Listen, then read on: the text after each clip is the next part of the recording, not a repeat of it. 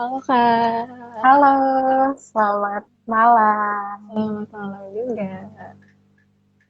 Oke, kita tunggu sebentar. Kita tunggu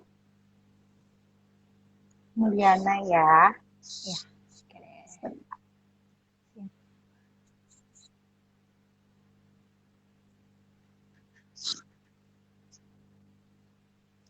Oke, eh,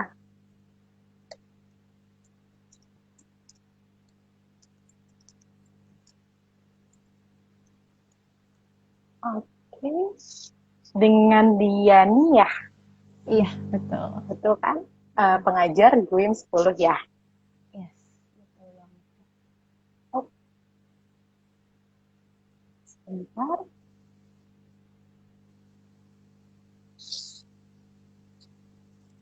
Oke, Udah ada ya Kak Ulinya ya? Hai Kak, yes. Yes, Halo, selamat malam. malam. Oke, karena udah lengkap, ini ada back sound gitu nggak sih ya? Teman-teman denger. Nggak ada ya? Agak feedback sedikit ya.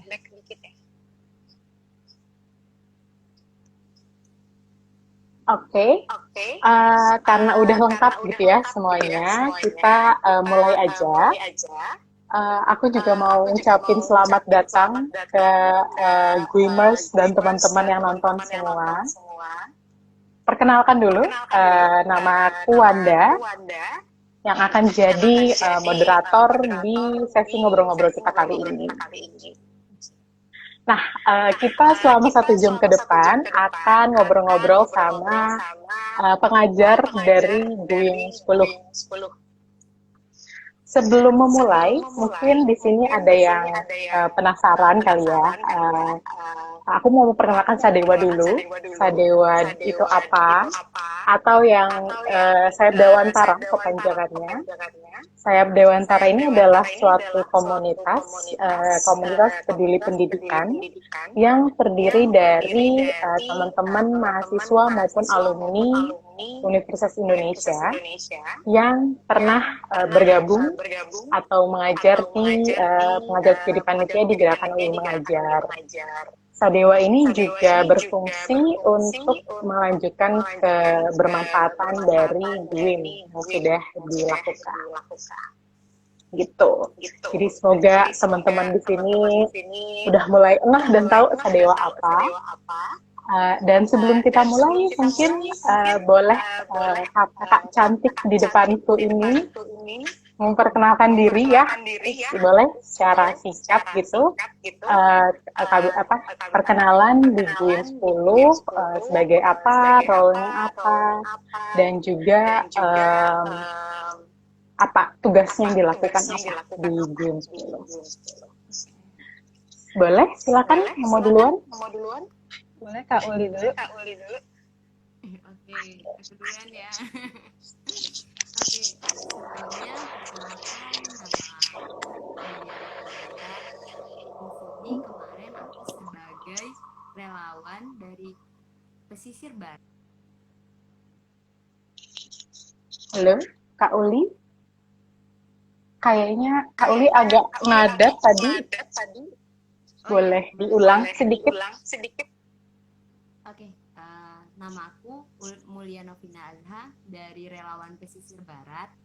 Aku kebetulan dapat ngajar di kelas kecil yaitu kelas 1 yang ED-nya itu kebetulan si Kak Adit.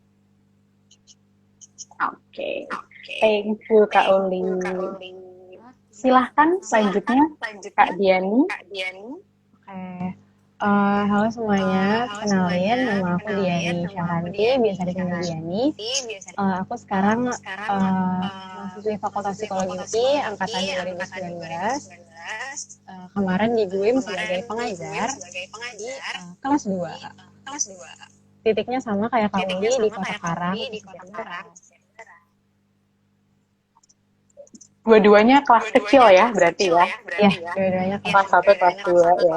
Aku dulu juga kelas 1 ngajarnya. Oh iya, Kita kembali banyak cerita-cerita pasti ya kalau kelas kecil. Pasti. Jadi kita sama nih ya, satu satu satu punya pengalaman yang mungkin mirip-mirip gitu ya. Nah, kalau agak tadi kelas kecilnya mungkin mirip, cuma kan kondisi yang sekarang nggak seperti yang dulu ya. Sekarang karena ada pandemi, semuanya jadinya online dan nggak bisa langsung ke titik gitu ya. Nah, mungkin aku mau tanya dulu ke Kak Diani ini. Di Gloom School ini kan tadi berbeda lah untuk pengajarnya gitu ya. Dari Gloom-Gloom yang sebelumnya. Belum pernah terjadi kayak gini, baru pertama kali nih Gloom 10 nih. Gitu. Nah, Kak Diani boleh nggak sih ceritain apa aja yang menjadi tugas Kak Diani selama menjadi pengajar di Gloom 10? Oke. Benar banget yang tadi kawan udah bilang, belum tahun ini bisa dibilang satu dekade, tapi kita harus menghadapi situasi yang benar-benar baru banget, nggak cuma buat gue, tapi buat dunia lah ya bisa dibilang. Nah, sebenarnya kalau dibilang perbedaan paling besarnya tahun-tahun sebelumnya tuh pengajar itu bisa langsung mengajar langsung ke titik, ketemu sama anak-anak. Nah, tahun ini beda banget. Kalau untuk pengajar, kita harus lebih adaptif. Jadi tahun ini konsepnya itu co-teaching atau collaborative teaching sama relawan. Jadi pengajar itu ngajarnya dari jauh, nanti kerjasama sama partnernya relawan yang langsung ada di titik. Kalau untuk pengajar sendiri, tugasnya itu yang pertama yang pasti itu bikin rancangan pembelajaran itu. Jadi kita benar-benar nyusun konsepnya, kegiatannya dari pembukaan, biasanya tepuk-tepuk, nyanyi-nyanyi, sampai terakhir penutupan ada circle time.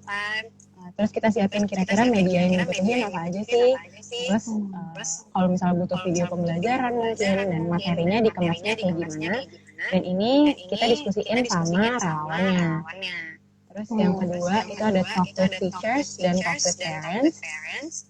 Itu dimana kita komunikasi sama gurunya, apa sih yang diharapin gurunya dari gue, terus kondisi anak-anak di kelas kayak gimana. Terus tadi talk with parents, ngobrol langsung sama orang tua murid untuk lihat anaknya sebenarnya kayak gimana sih di rumah, karakteristiknya, minatnya, cara belajarnya gimana, dan terakhir sama-sama relawan itu nyusun rapor.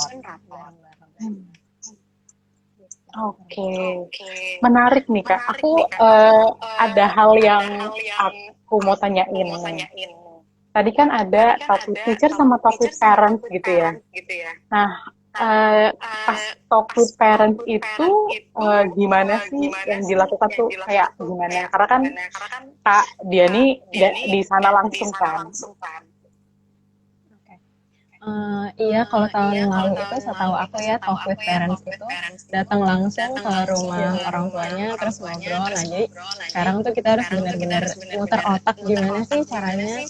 Karena kan kita harus manfaatin teknologi yang udah ada gitu kan. Dan kebetulan di Kota Karang ini kebanyakan orang tua muridnya itu udah cukup familiar sih sama teknologi gitu. Jadi kemarin itu kita minta kontak orang tuanya dulu dari guru kelasnya, terus kita coba hubungi. Pertama coba lewat WhatsApp, terus lewat SMS, terus di situ kita sesuaiin sih kira-kira ibu atau bapak nyamannya ngobrolnya di mana. Kemarin aku ada yang lewat WhatsApp karena kebetulan sibuk ya ibu atau ayahnya, dan ada juga yang lewat telepon. Di situ kita ngobrolin tuh gimana kesulitannya. Karena kan kalau untuk orang tua berarti mereka harus jadi guru dadakan juga ya di rumah. Betul. Mereka cerita-cerita gitu orang tua. Seru sih, seru banget. Oke, berarti kalau kondisi kemarin di Kota Karang ya, titiknya ya, itu anak-anaknya udah sekolah, maksudnya belajar di sekolah atau udah bener-bener belajarnya di rumah? Oh, kalau kemarin itu kebetulan di minggu awal-awal belum boleh di sekolah, jadi menyesuaikan. Jadi belajarnya itu di rumah guru atau di rumah, iya di rumah guru sih, di rumah guru kelasnya. Terus baru di minggu akhir baru dapat izin untuk balik lagi ke sekolah. Benar ya Kak Uli ya? Oh, Ya, benar. Oke, kalau gitu aku juga langsung ke Kak Uli nih. Karena yang langsung di sana ya, kan di Buyung 10 ini relawan dapat peran baru ya, yang menggantikan peran pengajar secara langsung di titik. Nah, boleh nggak sih Kak Uli ceritain gimana kondisi anak-anak di lapangan gitu, di titik? Um, Sebelumnya kondisi di lapangan sendiri itu kita Kak sama-sama Uli, daring. sorry, kayaknya suaranya kurang kurang deket, jadi kurang kenceng. Oke. Jadi itu kita pesisir barat itu sama kayak kota-kota yang lainnya. Itu pertamanya kita ngadain daring, sistem daring. Nah, tapi dari pihak guru-guru itu sendiri karena keterbatasan ini tadi apa sih informasi dan sulitnya anak-anak untuk menggunakan gadget atau gawai, jadi guru-gurunya berinisiatif untuk eh, anak-anak itu belajar di rumah gurunya seperti itu Kak. Nah jadi setiap hari itu beda-beda tuh. Seandainya nih ada 20 anak di satu kelas. Jadi di hari pertama itu 10 anak pertama, di hari berikutnya 10 anak berikutnya. Kayak gitu Kak. Nah, terus juga itu cuma terjadi di rumah guru, tidak dilakukan di sekolah karena kebetulan dari pemerintah sendiri itu tidak memperbolehkan. Nah, kata Kak Diani tadi untuk di minggu-minggu akhir itu sudah diperbolehkan karena memang kondisi pesisir barat dirasa sudah cukup aman untuk anak-anak kembali ke sekolah lagi kayak gitu Kak. Berarti Kak Uli selalu datang ke rumah gurunya berarti ya? Ya Untuk itu di ikut minggu-minggu pertama. belajar. Oke, kalau anak-anaknya sendiri di sana gimana Kak? Kan berbeda ya, belajar di sekolah, mungkin udah ada meja, udah ada tempat duduk gitu kan. Pasti kalau di rumah guru ya, yang namanya rumah mungkin bisa seadanya kan ya, adanya apa. Gitu. Kalau anak-anaknya sendiri gimana sih menghadapi mereka berubah belajar? Oke, kalau untuk anak-anaknya sendiri itu kebetulan karena aku ngajarnya di kelas 1 nih. Jadi mereka itu antara satu teman dan satu teman lain itu ada yang masih nggak kenal gitu loh Kak, karena belum pernah ketemu kayak gitu. Nah, ada juga yang kayak karena mereka satu kampung jadi mereka udah tahu tapi mereka tidak di satu sekolah, maksudnya kayak belum pernah ketemu di sekolah secara langsung kayak gitu, cuma ketemunya di rumah aja. Dan untuk ketersediaan sarana prasarana sih bener sih kata kakak, tidak, maksudnya kayak beda banget di sekolah sama di rumah gitu. Jadi mereka tuh beranggapan kalau di rumah ya kayak cuma sekedar les sama guru doang gitu. Mereka datang terus main-main, gak seserius ketika terjadi di sekolah kayak gitu sih kak anak-anaknya. Apalagi anak-anak kelas 1 kan masih masa transisi banget kan dari TK ke jenjang berikutnya kayak gitu kak. Banyak yang lari-lari nggak tuh? Aku kayak kebayang.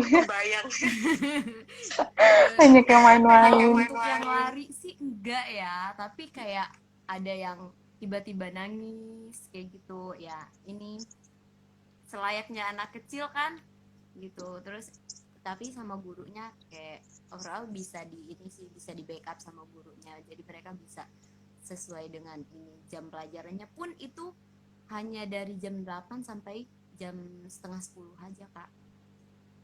8 sampai setengah 10. Iya, biasanya kan dari jam 7.30 sampai jam 10 kayak gitu.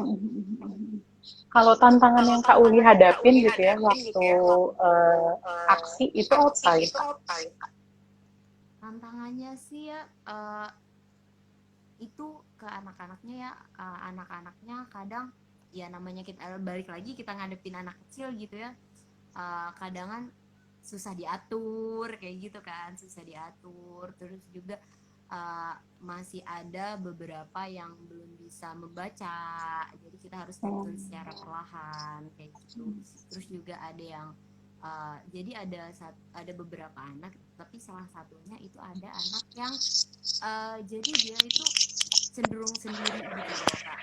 Nah ternyata setelah kita tanya, anaknya itu memang dibilang anak berkebutuhan khusus juga bukan, tetapi memang anaknya itu gimana ya bilangnya, kayak bandel tapi dia tuh kayak punya imajinasi sendiri gitu loh. Kayak gitu, jadi anaknya kayak setelah kita tanya-tanya, kamu sudah besar mau jadi apa, dia jawabnya mau jadi apa, aku mau jadi Iron Man. Jadi emang ayah yang baik. Iron Man. Mau jadi Iron Man. Kok aku dengernya ayah yang baik. dia bilang gitu, aku mau jadi Iron Man. Oke, Iron Man itu seperti apa gitu kan. Terus kayak ya kayak pahlawan gitu kata dia gitu kan, pokoknya kayak, tapi itu sih serunya kelas kecil. Jadi yang unik-unik itu yang bisa jadi gimana ya, bisa jadi pelipur lara gitu. Pelipur lara enggak sih, maksudnya kayak ini apa sih kok, kita tuh capeknya hilang gitu setelah, karena kan kita rata-rata relawan itu di pusat kota dan lumayan jauh. Melihat anak-anak itu antusiasnya belajar itu cukup luar biasa ya. Ketika kita datang pun itu udah kita belum nyamperin mereka kan, baru turun dari motor itu mereka udah teriak-teriak, hai ada kakak kayak gitu. Jadi capeknya hilang, mungkin deg-degannya hilang, semua hilang ya. Iya, seperti itulah kurang lebih. Oke, thank you Kak Uli. Nah, aku mau ke Kak Diana nih. Tadi kan Kak Uli dicerita ya tantangannya gimana di titik langsung gitu ya.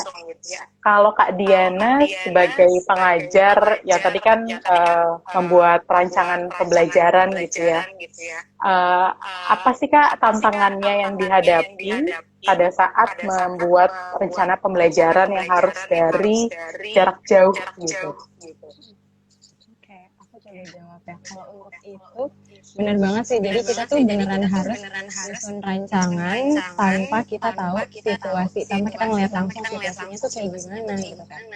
Kayaknya salah satu kendala yang paling utama itu harus kreatif, tapi tetap adaptif gitu sama kondisinya dan tetap nyesuaiin sama karakteristik anak-anaknya. Apalagi anak kelas 2 itu kan sangat aktif. Anak kelas kecil ya, kelas kecil tuh aktif banget, gampang banget bosan.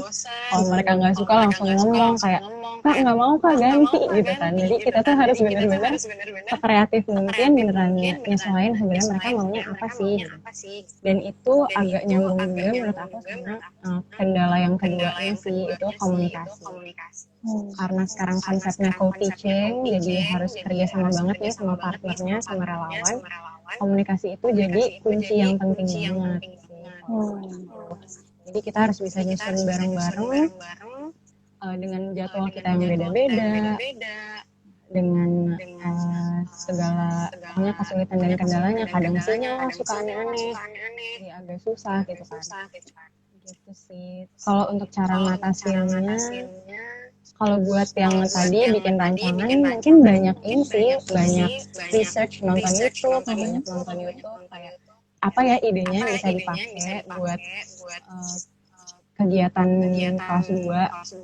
Terus bisa nanya-nanya juga sama teman-teman yang lain, sama pengajar lain, dan ini sih nanya saran sama Ede, sama Kak Adit dan Kak Vina. Kita kayak beneran dikasih saran, kayaknya ini deh yang lebih cocok untuk anak kelas 2 gitu. Gitu sih Kak. Thank you Kak Diana. Sebelum kita mulai melanjutkan ini aku sempat baca chat-chat yang ada gitu ya, dan kayaknya agak feedback suara kita. Mungkin kakak-kakak kalau ada yang belum pakai headset, boleh pakai kah? Aku udah sih ini. Atau kalau misalnya nggak ada teman-teman yang nonton, maaf banget kalau feedback suaranya. Semoga nggak terlalu mengganggu ya. Ini. Oke. Tadi Kak Diani udah cerita ya bahwa untuk membuat rencana pembelajaran harus kreatif, harus banyak research juga gitu ya. Nah, kalau untuk tantangan kolaboratif teaching tadi ya, mungkin aku nggak terlalu kebayang gimana caranya kalau teaching jarak jauh dan berbeda tempat gitu ya, karena waktu aku dulu kolaboratif teachingnya ya bareng-bareng gitu di satu tempat gitu. Ini buat Kak Uli sama Kak Diani gitu ya, untuk collaborative teaching tantangannya apa dan mungkin apa yang dilakukan sih kemarin-kemarin biar collaborative teaching itu efektif. Ya, silakan Kak Diani. Oh, oke, dilempar ke saya dulu. Oke, aku coba jawab kali ya. Mungkin tadi yang pertama balik lagi ke komunikasi itu penting banget sih. Jadi kendalanya tuh beneran agak susah nyesuaiin jadwalnya, karena kesibukannya beda-beda, ada kendala teknis kayak sinyal dan lain-lain. Dan cara ngatasinnya, kalau aku sama partner aku kemarin, Kak Anti, ada nggak Kak Anti sih?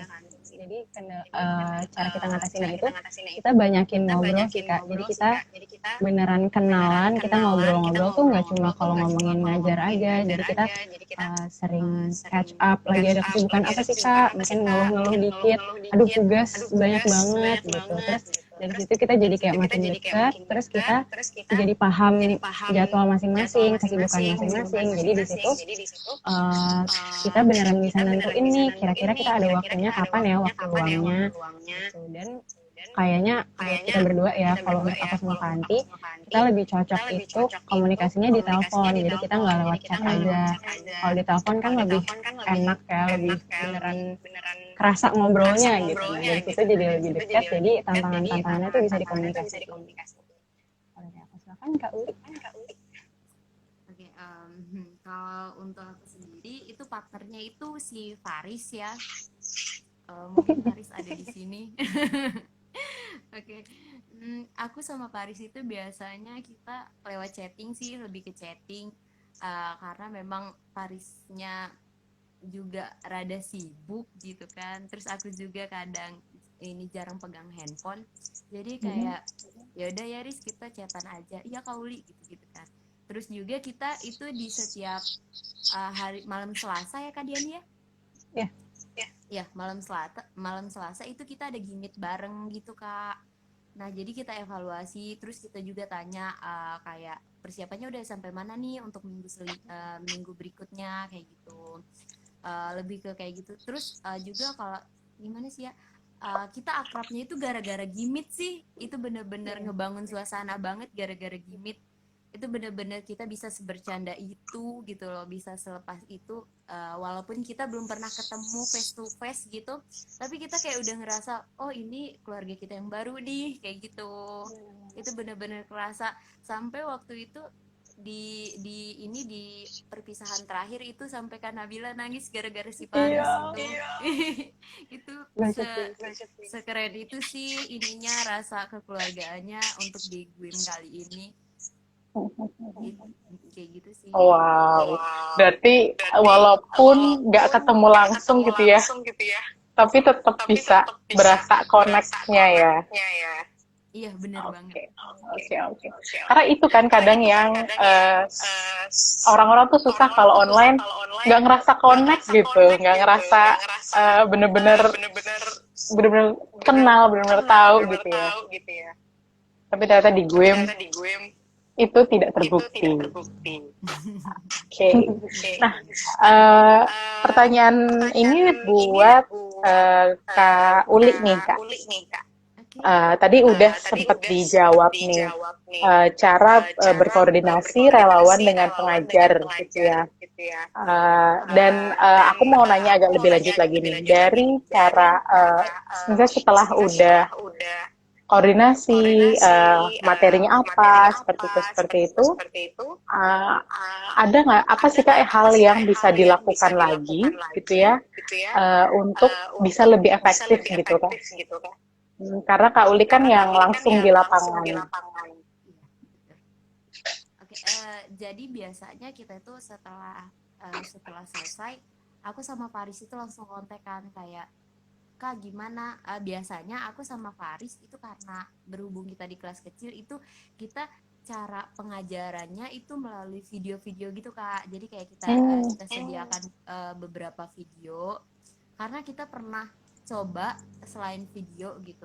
Tapi mereka kurang efektif gitu loh. Terus juga mereka kayak nanya-nanya, Kak videonya mana kayak gitu. Jadi kita lebih di minggu-minggu awal kita itu kayak ini dulu nih, observasi dulu nih, apa nih kira-kira yang bisa ngebuat mereka lebih semangat lagi untuk belajar gitu. Ternyata kita udah dapet nih, mereka lebih tertarik untuk video. Ya udah, jadi dari situ kita selalu menghubungkannya dengan video. Terus juga kalau seandainya sudah biasanya itu kan kegiatannya di hari Sabtu Kak. Nah biasanya di Sabtu siang itu udah mulai nih antara relawan dan pengajar itu mulai kontek-kontekan nanya gimana nih hari ini gitu. Karena kebetulan biasanya anak relawan ini hari Sabtu itu kumpul dulu nih, terus kita kayak kontek-kontekan sama pengajar-pengajar yang lain kayak Kak Anti sama Kak Diani, begitu juga kayak Kak Nisa, Kak Rizky, kayak gitu semuanya itu kita lanjut kontekan, terus evaluasi ini kira-kira gimana ya untuk minggu kedepannya kayak gitu. Kalau untuk kelas 1 sendiri sih yang lebih efektif sejauh ini sih memang video sih Kak, mereka juga lebih cepat nangkepnya kayak gitu. Oke, thank you Kak Uli. Kalau Kak Diani, kelas 1 gitu boleh nggak di-share metode atau cara apa yang efektif yang untuk murid-murid kelas 1? Mungkin kalau berdasarkan sama sih sama Kak Uli, kayak kita awal-awal observasi dulu kan nih, kita coba kasih variasi, nih video mereka suka nggak ya, kalau misalnya yang jalan-jalan, yang kegiatan motorik gitu, mereka suka nggak ya. Nah, kayaknya dari hasil observasi dan ngobrol-ngobrol sama Kak Anti, justru agak beda sih. Kalau untuk anak kelas 2, ini mereka gampang bosan banget ya kemarin itu. Dan mereka itu justru kalau video tuh kadang semangat di awalnya doang, terus udah ke tengah, udah mulai ke distract sama hal lain, malah ngobrol lah, malah gangguin teman-temannya gitu. Nah, jadi kemarin kita lebih banyak untuk yang bikin prakarya, kayak kemarin ada bikin puzzle gitu sama tentang berbuat baik, terus ada juga bikin pohon cita-cita gitu. Terus mereka juga suka sih kegiatan-kegiatan yang main yang beneran butuh jalan dan bergerak gitu, mereka juga gitu sih kalau untuk kelas 2 kayak gitu.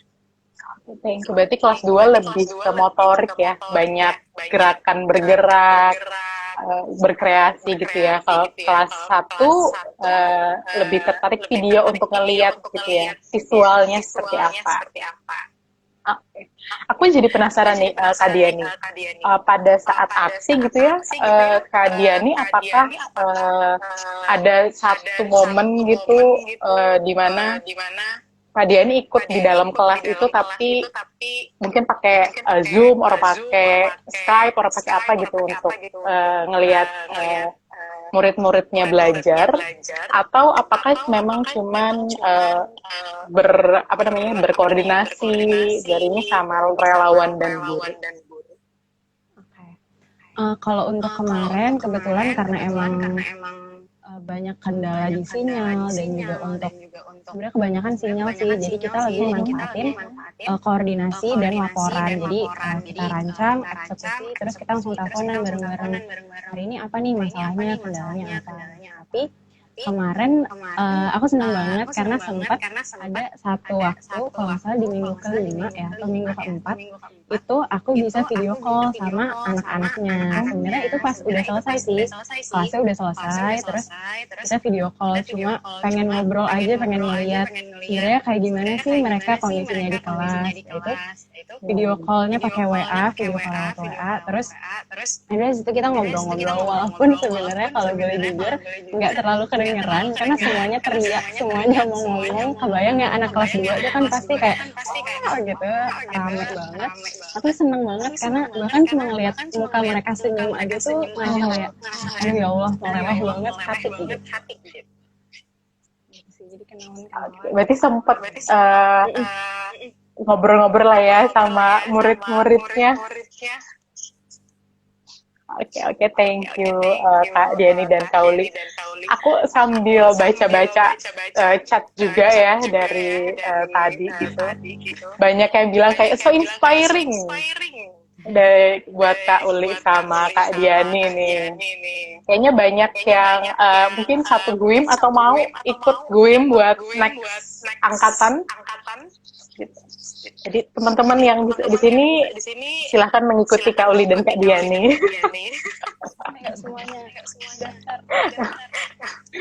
Oke, nah aku mau tanya ini Kak, kalau untuk dari yang udah kakak lalui nih ya, kakak lalui bersama, apa sih Kak momen yang paling berkesan yang dirasakan Kak Uli sama Kak Diani selama perjalanan GUIM?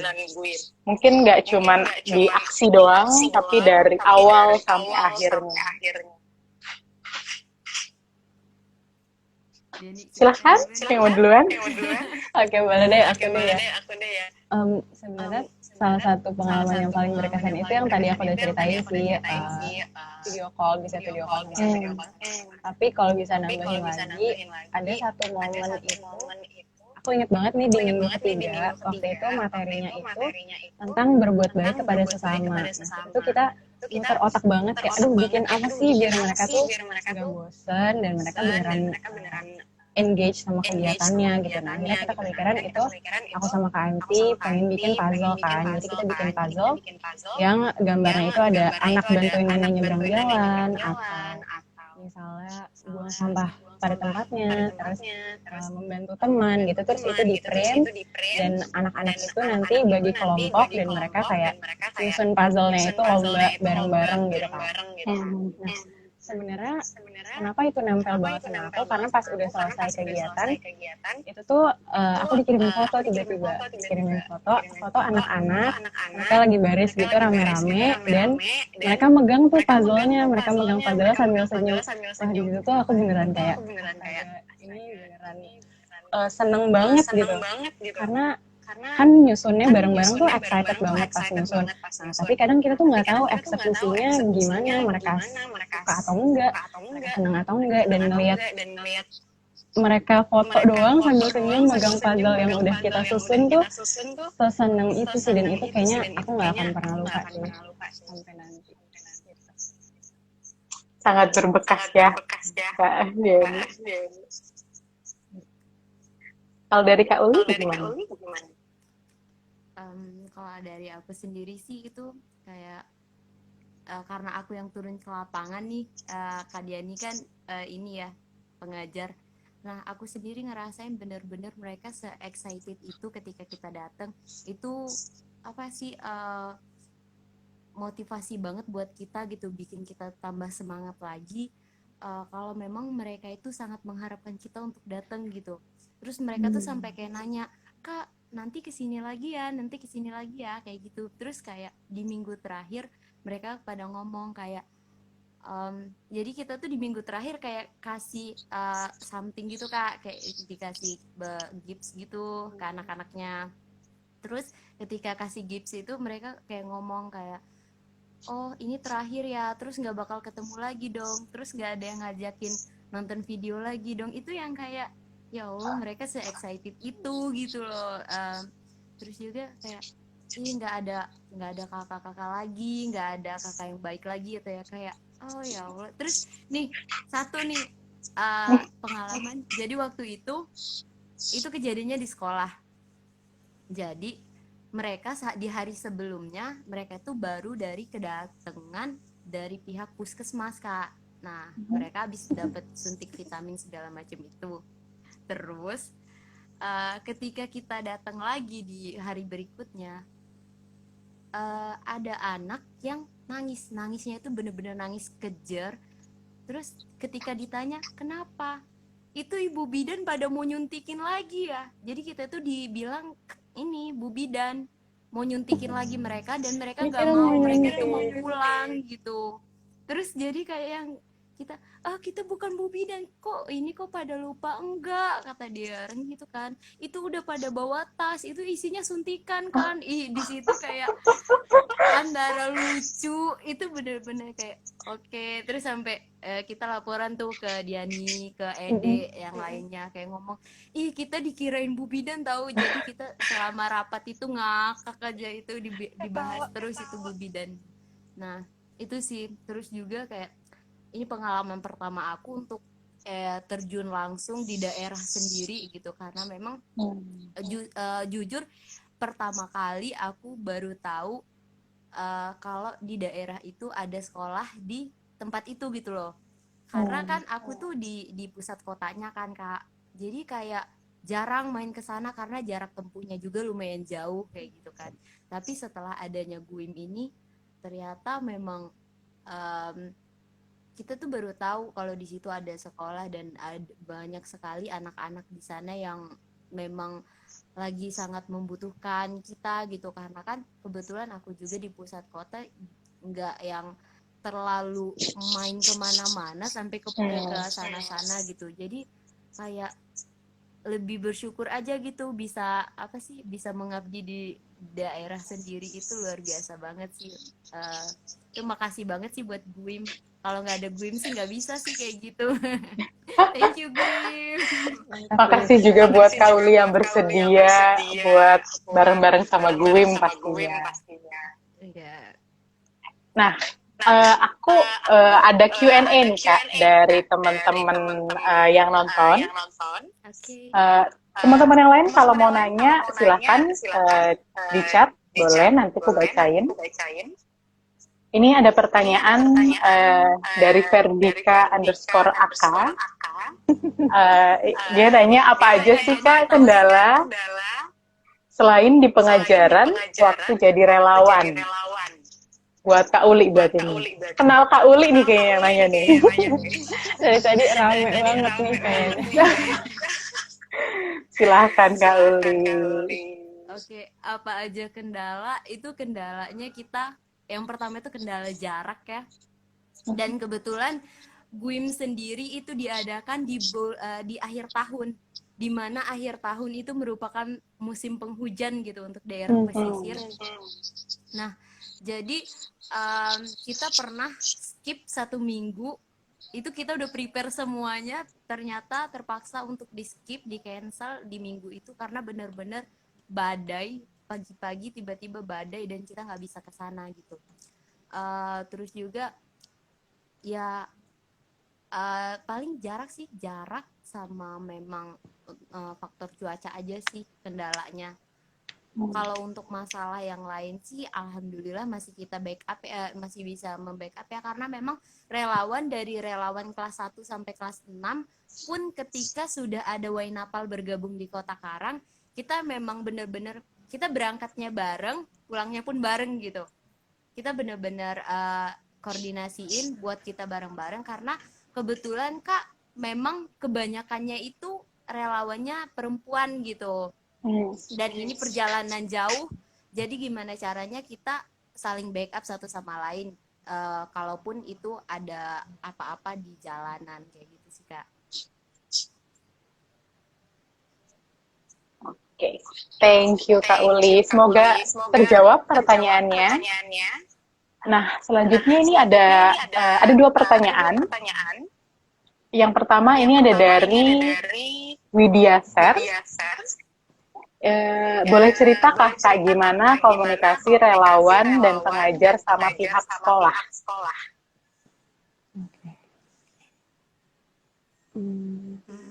Silahkan, Kak Uli atau Kak Diani. Gimana? Boleh deh dari aku dulu, terus nanti ditambahin kali ya sama Kak Uli ya. Siap. Oke. Kalau dari aku, karena buat pengajar kita nggak bisa datang langsung ke sekolah, kita manfaatin komunikasi sama guru kelasnya sih. Jadi setiap pengajar itu diminta untuk ngobrol sama guru kelasnya. Jadi aku komunikasi sama guru wali kelas 2, terus kita ngasih tahu ngobrol-ngobrol gimana sih selama ini kesulitannya Bu kalau ngajar di kelas. Terus anak-anaknya kayak gimana kalau belajar. Dan juga nanya sebenarnya kalau dari guru kelas ini harapannya apa sih dari Buin, pengennya kita bisa bantu apa gitu, apa sih yang dipengenin gitu kurang lebih. Nah mungkin ini Kak Uli yang lebih berpengalaman langsung ngobrol sama sekolah nih. Oke, kalau untuk kita yang relawan untuk koordinasi ke sekolah itu alhamdulillah dari awal memang dari pihak sekolahnya itu sangat welcome banget Kak, se-welcome itu. Terus juga kayak sebelum itu kita itu kayak ditanya kalian dari mana, anaknya siapa, kayak gitu kan. Terus ternyata memang dari beberapa relawan itu kayak dikenal gitu orang tuanya sama guru, itu yang menjadi menjadi salah satu jembatan untuk kita semakin gampang gitu Kak koordinasi ke sekolahnya kayak gitu. Nah terus juga yang nggak bisa dipungkiri, yang semakin memperkuat koordinasi itu ketika kita menggunakan bahasa daerah kita sendiri. Jadi kayak mereka benar-benar ngerasa oh ini keluarga kita gitu, kita perlu bantu mereka mau bantu kita dan kita juga harus bantu mereka kayak gitu. Jadi dari hal-hal kecil itu yang menjadikan mereka sangat welcome sama kita. Jadi apapun yang kita butuhkan, kayak seandainya ketika masih belajar di rumah, kita membutuhkan papan tulis atau apapun itu, jadi dari pihak sekolahnya sendiri itu berusaha untuk menyediakan kayak gitu Kak. Kalau untuk koordinasinya sendiri sih alhamdulillah dari awal sampai akhir kita koordinasinya berjalan dengan lancar sih Kak. Thank you Kak Uli dan Kak Diani. Ini ada satu pertanyaan lagi dari Lutfi Fauruza. Untuk Kak Uli questionnya, di sana masih ngajar bareng guru setempat nggak Kak? Kalau iya, gimana cara bagi peran? Oke, kalau untuk ngajar bareng guru itu kita di 2 minggu pertama itu kita ngajar bareng guru. Kalau untuk masalah bagi peran, jadi kita memang udah jelasin di pertemuan pertama. Terus juga ketika kita pagi datang itu kita jelasin bahwa materi yang akan disampaikan itu seperti ini. Jadi biar gurunya juga tahu gitu materi apa yang dibawakan hari ini. Jadi kita memang sudah berbincang dulu sama gurunya. Ketika memang sudah terjadi proses pembelajaran, jadi antara saya dan guru itu karena kebetulan lumayan rame, jadi kita kayak bagi tugas gitu Kak. Ini Uli ngurusin ini ya anak-anak yang ini, terus ibu yang ini kayak gitu. Terus juga kalau seandainya anak-anak bisa milih tuh gimana nih mau belajar apa, mau belajarnya sama siapa kayak gitu. Dan untuk minggu-minggu setelahnya itu kita dilepas Kak untuk relawan aja, makanya bisa terjadi kayak Kak Diani tadi video call kayak gitu Kak. Thank you Kak Uli. Nah, ini aku mungkin pertanyaan untuk dua-duanya nih, untuk Kak Uli dan Kak Diani. Selama di GUIN gitu ya Kak, dari awal sampai akhir, pada saat persiapan, pada aksi, pada saat mungkin evaluasi ya setelah aksi gitu.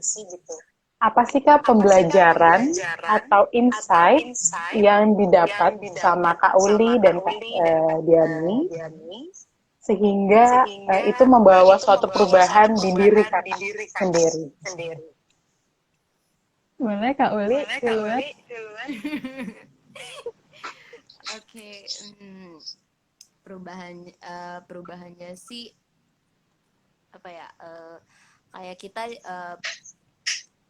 lebih ke bersyukur sih, maksudnya kayak walaupun kita di tempat yang alhamdulillah sudah lebih baik dari mereka gitu, ternyata masih banyak yang lebih membutuhkan gitu. Kita harus bersyukur gimana cara kita untuk lebih semangat lagi belajarnya gitu. Dan juga ternyata masih banyak sekali yang ingin merasakan apa yang kita rasakan sekarang gitu. Dan untuk GUIM sendiri itu juga benar-benar thank you banget untuk Kak Diani dan semua ED, terus juga relawan pengajar, itu udah koordinasinya bener-bener keren banget gitu loh. Terus juga kekeluargaannya kita dapat banget. Terus sampai kita itu Kak, jujur ya, relawan itu jadi kita itu punya tugas masing-masing selain kita menjadi relawan. Kak Diani udah ketawa tuh. Jadi selain ada cerita apa nih? Oke, selain kita jadi relawan, jadi kita tuh punya tugas masing-masing. Kayak aku, kebetulan aku di bagian keuangan. Jadi semua keuangan itu yang ngurusin itu aku. Terus kalau seandainya ada masalah yang hubungin ED, itu memang ada orangnya. Itu ada Kanisa Febrianti. Terus juga kalau seandainya ada masalah di sekolah atau mau berbicara apapun itu dengan pihak sekolah, itu ada Kak Rizky Januardo. Itu benar-benar kita itu apa sih, terorganisir banget gitu loh. Terus juga kayak Kak Adit mereka kayak, kalian emang sampai kayak gitu gitu kan. Kaget. Iya, kaget terus kata ini, iya Kak kayak gitu, terus namanya Kak Adit ya gitu. Terus kayak, weh gila, anak-anak gue emang keren sih kayak gitu sih, bener-bener. Jadi kita tuh rapat mingguan itu sampai si Paris waktu itu ngomong di minggu-minggu akhir, kata Paris gini, ini kita nggak mau ada gimit-gimitan lagi nih kayak gini nih, kata kayak gitu. Jadi kayak di malam Selasa itu kayak waktu yang ditunggu-tunggu banget nih untuk refresh bareng-bareng kayak gitu, ketawa-ketawa kayak gitu sih. Thank you Kak Uli. Kak Okay. Dian. Aku mau setuju banget dulu sama semua jawaban Kak Uli, karena itu bener banget. Terutama poin bersyukur tadi sih. Aku ngerasa beruntung banget di kondisi yang bisa dibilang susah kayak gini, dikasih kesempatan buat bermanfaat buat orang lain, tapi di akunya juga ikut berkembang gitu, ikut belajar banyak. Dan benar tadi juga nambah keluarga baru banget di GUIM.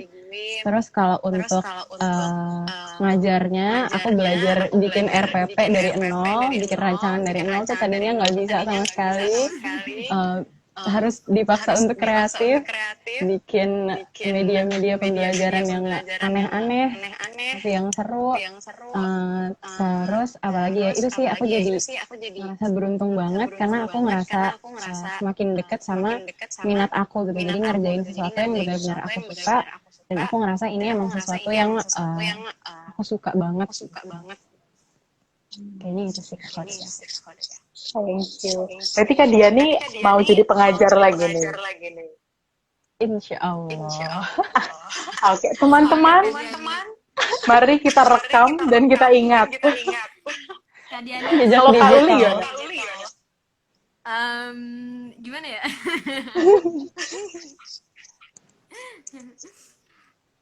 Insya Allah. Oke. Jadi dua-duanya mau untuk mengajar lagi ya. Itu lebih menjurus ke Kak Diani sih. Kak Diani memang diminta oleh Kak Adit dan Kak Nabila beserta Kak Vina dan semuanya. Itu Kak Adit sama Kak Diani sama Kak Faris sih. Oke, berarti tahun ini 2021 akan ada sesuatu nih ya. Apa ya? Aku nggak tahu apa yang akan terjadi. Gak apa-apa, aku komporin dulu aja buat teman-teman yang denger di sini. Ada saksi ya, biar ada saksinya. Betul. Oke, nah nggak kerasa udah mau jam 8 nih kakak. Mungkin aku rekap ya apa yang udah kita omongin, biar teman-teman di sini yang ngedenger juga bisa tahu gitu ya kalau tadi nggak denger dari awal. Uh, di 2020 gitu ya, kondisi pandemi sekarang, pengajian nggak bisa langsung ke titik, jadinya relawan yang hanya relawan saja yang ada di titik. Banyak gitu ya tantangan-tantangan yang ada. Tadi dari Kak Diani gitu ya, harus RPP dari awal sampai akhir, harus lebih bisa kreatif lagi, harus mencari banyak sumber untuk bisa kreatif gitu ya. Dari Kak Uli juga sama tantangannya datang ke tempat itu, terus belajarnya anak-anak jadinya di tempat guru ya, di rumah guru bukan di sekolah, itu menjadi tantangan tersendiri gitu. Dan ternyata koordinasi yang dilakukan dengan relawan dan pengajar dan juga tim-tim semuanya yang ada sangat efektif gitu ya, selalu berkoordinasi setelah materi, observasi anak-anaknya, apa aja yang bisa dilakukan, apa aja yang bisa diberikan yang lebih baik lah untuk anak-anaknya. Dan banyak pengalaman yang berkesan gitu ya, dari Kak Diani video call sama anak-anak kelas 2, walaupun nggak langsung ada di situ tapi tetap bisa ngeliat, dan juga hal yang dibangun Kak Diani gitu ya, bisa berkesan juga buat mereka. Dari Kak Uli juga gitu ya, pengalamannya dengan anak-anak dan juga dengan teman-teman BUIM gitu ya, tadi sampai nangis. Pada ya nanti nggak ada lagi dong kayak gini, nggak ada ibu-ibu dan bapak-bapak baiknya gitu. Dan highlightnya adalah dua-duanya mau jadi pengajar lagi gitu. Oh itu Kak Diani sih. Dua-duanya maksimal. Oke, nah kalau dari Kak Diani sama Kak Uli, ada lagi nggak Kak hal-hal atau pesan-pesan yang mau disampaikan ke teman-teman yang mendengar di sini? Silahkan Kak Diani. Aduh, oke. Boleh dari aku ya, dari aku mungkin ya. Pertama mau thank you dulu, ini buat semuanya yang udah nonton, dan untuk Sadewa dan Gun juga udah ngasih kesempatan buat cerita-cerita sebenarnya lewat live ini. Untuk siapa tahu nih dari yang nonton ini ada yang lagi ragu-ragu mungkin pengen ngajar, penasaran tapi aduh lagi pandemi jadinya maju mundur. Kalau saran dari aku cobain aja sih. Kalau ada waktu, ada kesempatan, ada tenaganya, nggak ada salahnya untuk nyoba karena beneran seseru itu. Banyak yang bisa diambil pasti. Dan kalau dari aku awalnya niatnya kita yang mau ngajar, tapi malah jadinya kita yang lebih banyak belajar gitu dari anak-anak, dari teman-teman, dari semuanya. Pokoknya banyak surprise-surprise yang menyenangkan gitu. Jadi dicoba. Thank you Kak Diani. Kak Uli? Oke, kalau dari aku sih udah banyak yang disampaikan sama Kak Diani ya. Buat teman-teman semuanya, makasih yang udah nonton, yang udah pada komen, buat Kak Dewa sama buat Buim juga, thank you banget udah ngasih kesempatan ini. Jujur nggak nyangka, kirain masih banyak yang lain gitu loh. Kok tiba-tiba Kak Nabila ngehubungin gitu. Terus oke lah Kak, kita ini ternyata surprise lagi temennya sama Kak Diani gitu. Wah. Makin semangat. Iya, terus ya makasih sekali lagi buat semuanya. Terus juga semangat, pandemi bukan dijadikan untuk sebagai alasan kita untuk tidak melakukan pergerakan. Justru dari pandemi kita memulai itu semua menjadi pergerakan untuk kita bersama, untuk Indonesia tercinta. Keren banget Kak Uli. Thank you Kak Uli.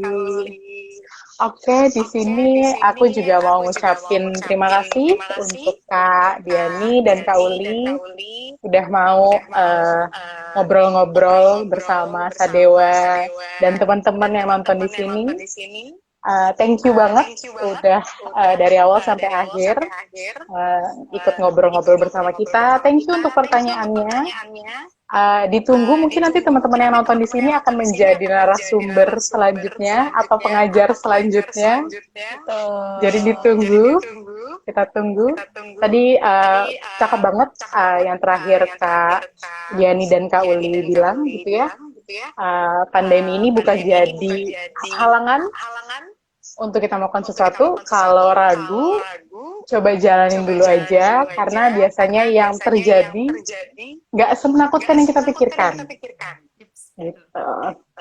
So, teman-teman semua, thank you. Sampai bertemu di live-live dari Sadewa yang lain, dan Guim pun juga. Selamat malam, selamat beristirahat. Terima kasih. Terima kasih semuanya. Makasih semuanya. Bye.